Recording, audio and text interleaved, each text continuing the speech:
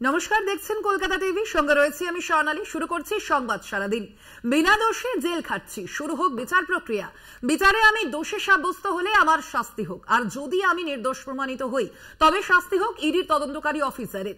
নগর দায়রা আদালতের special CBI আদালতের বিচারকের সামনে হাত জোর করে আবেদন কলকাতা টিভির এডিটর কৌস্তুভ রায়। আপনার ভাবনা যথার্থ, মৌখিক প্রতিক্রিয়া বিচারকের। বিচার ব্যবস্থার প্রতি আস্থা আছে, বিচার ব্যবস্থার প্রতি আস্থা আছে। নগর দায়রা আদালতের আইনজীবীদের কর্মবিরতি থাকায় কৌস্তুভ রায়ের মামলার শুনানি পিছিয়ে গেল। তাই শনিবার চার্জ ফ্রেমের দিন থাকা সত্ত্বেও বার ও বেঞ্চের মধ্যে সুসম্পর্ক বজায় রাখার জন্যই বিচারক মামলার শুনানি পিছিয়ে দিলেন। তবে এদিন কৌস্তুভ রায়কে আদালতে হাজির করা হয়। হুজুর, বিগত সওয়ালে আমি আমার মামলার 30% বোঝাতে পেরেছি, বাকি অংশটুকু যদি আমাকে বলার সুযোগ দেওয়া হয়। আপনি জানেন, বারের তরফ থেকে কর্মবিরতির একটা সিদ্ধান্ত গ্রহণ করা হয়েছে।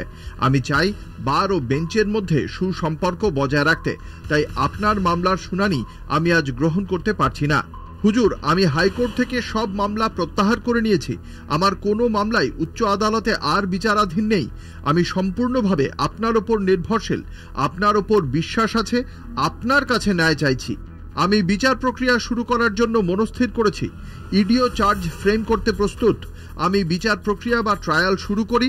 যদি দেখি আপনি জামিন পাওয়ার অবস্থায় আছেন, তখন আপনি জামিনের আবেদন করতে পারেন। হুজুর, বিচার প্রক্রিয়া শুরু হোক। বিচারে আমি দোষী সাব্যস্ত হলে আমার শাস্তি হোক, আর যদি আমি নির্দোষ প্রমাণিত হই তবে শাস্তি হোক ইডির তদন্তকারী অফিসারের। আপনার ভাবনা যথার্থ। হুজুর, নির্বাচন শুরু হয়ে গেছে। আমি একজন চ্যানেলের এডিটর। এর আগেও নির্বাচনের সময় আমি মুখ্যমন্ত্রী থেকে শুরু করে বিরোধী দলের নেতাদের সাক্ষাৎকার নিয়েছি। আমি যদি ছাড়া না পাই তাহলে আমার চ্যানেল পিছিয়ে পড়বে। তাই তাড়াতাড়ি বিচার প্রক্রিয়া শেষ করার আবেদন জানাচ্ছি। আমি চাইছি তাড়াতাড়ি বিচার প্রক্রিয়া শুরু করতে, তবে পুরোটাই তো আমার হাতে নয়।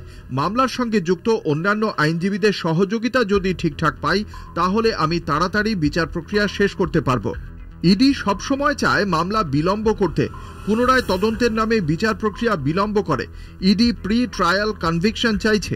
আমার অন্য কয়েকটি মামলাতেও দীর্ঘ কয়েক বছর টালবাহানা চলছে। ইডি ন্যায় বিচার চায় না, প্রি ট্রায়াল কনভিকশন চায়।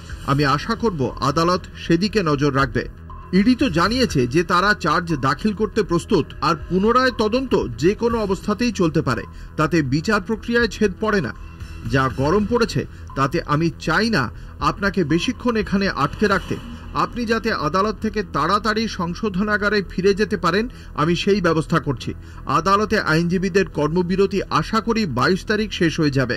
আমি 23 তারিখ পরবর্তী শুনানির দিন ধার্য করছি।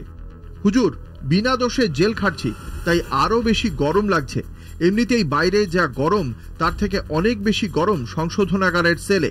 সংশোধনাগারের সেলগুলির ওপর প্রখর রোদ পড়ায় ভেতরের তাপমাত্রা অনেক বেশি। সেলের ভেতরে কোনো ভেন্টিলেশন না থাকায় আরও গরম বাড়ে। বাইরের গরমের থেকে আরও 5 ডিগ্রি গরম বেশি অনুভব করি জেলের সেলে। তার থেকে আদালতের লকআপের গরম কম।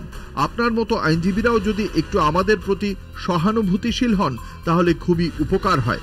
আমি আপনাদের স্বাস্থ্য সম্পর্কে যথেষ্ট সচেতন থাকি। আপনারা যাতে অসুস্থ না হন সেই বিষয়টাই আমার মাথায় থাকে। ট্রায়াল হোক, প্রকৃত দোষী শাস্তি পাক। আর আমার যদি দোষ থাকে তাহলে আমি শাস্তি পাবো, যদি আইও দোষ করে থাকে আইও জেলে যাবে।